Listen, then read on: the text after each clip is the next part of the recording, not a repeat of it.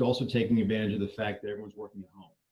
And this is a huge issue because when people are at their offices, typically the company's technologies and security protocols are in place.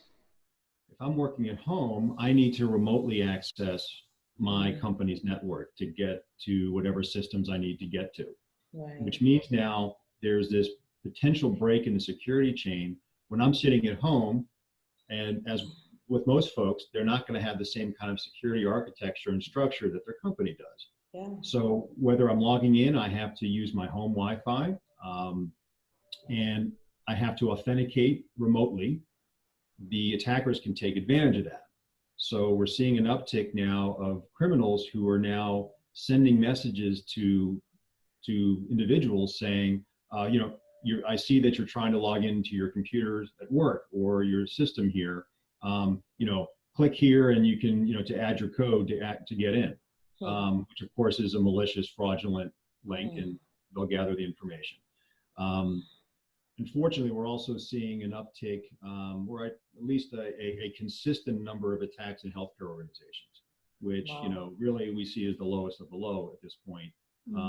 But again, because of the stressors that healthcare organizations are facing and just trying to deal with the pandemic, criminals take advantage of that as well. And they know that when people are stressed and they're anxious and they've got a million things to do at once and there's patients to deal with, you're not always thinking about avoiding certain links to click on or security protocols because you've got other priorities, you've got patients to help.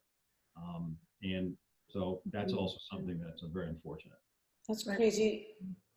Yeah, but how can companies, because most companies right now in non-essential services are allowing their employees to work from home. I know back home I'm from in Trinidad and Tobago, here in the UK, a lot of that has started. So remote working is, so how can these companies protect themselves with, their employees logging in remotely and the risks that you just identified? Yeah, well, there's a few things to do. One of the first things is for companies to set up what's called multi-factor authentication, which is a term that many of us are probably familiar with. And this just requires, if you're going to be logging into your company email, or you're logging into a particular system that involves whatever work that you're doing for that company, to require that extra step of authentication. So when you're entering a username and password, to have a code sent to your phone.